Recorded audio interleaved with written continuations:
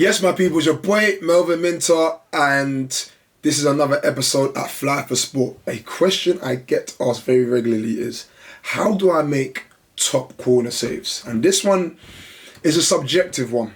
It's really subjective because if I talk from my own personal experience, in terms of making top corner saves isn't something you're going to regularly have, by the way, goalkeepers. So this isn't something that you need to consistently practice. I think the basics and more common scenarios that you're going to face in a game, like the crosses, like the through balls, like corners, and having to play out from the back, and distribution and parry zones, parrying it wide. They're things you're more likely to face in a game scenario or training. So when it comes to top corner saves, this is down to your agility, your explosiveness, and that ability to make the right decision at the right time. And when I mean the right decision at the right time, when I break that down into context, it means, for me personally, from my own personal journey and what I've been taught, whenever a strike, and this is goalkeeping terms, for goalkeepers, you understand this, whenever a strike is shoulder height or below, we go with the hand that is closest to the ball. So say, for example, someone's having a shot towards my right side. Any strike that is shoulder height or below, we should be going with our right hand predominantly. Whether it's two hands or right hand, that right hand should be leading to make that decision on whether we're going outstretched with a one-handed save, or we're going outstretched again with a double-handed save, or we're holding on to the ball. Either out of them decisions.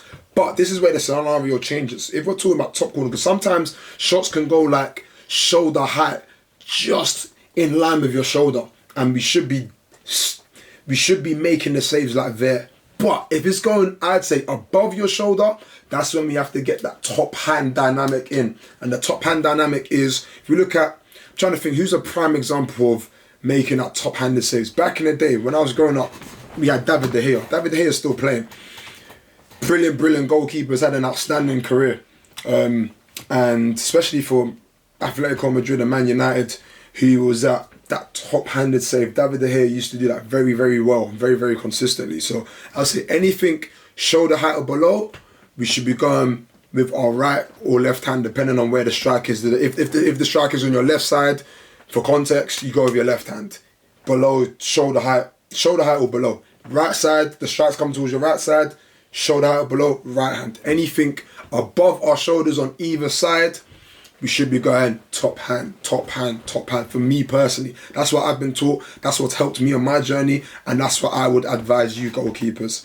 So that's the first part. The second part is, in terms of the explosiveness and the agility, we have to move our feet. We have to really read the game well, and you have a split decision to make a decision. You have a split second to make the decision, and that is us moving our feet as the ball is being shot towards that top corner, and that's when we make the decision on what type of save we will make. But first things first, if you don't move your feet to make the save, maybe a lot of the times you might not make the save. Standing still and setting and diving won't be as effective as standing still, sitting, taking that step and diving. So goalkeepers, I always encourage you, take that step and then dive, and then the decision is two hands, one hand, or top hand. So guys, let me know what your progress is in the comments below with top corner saves. But it's been your boy Melvin Minter.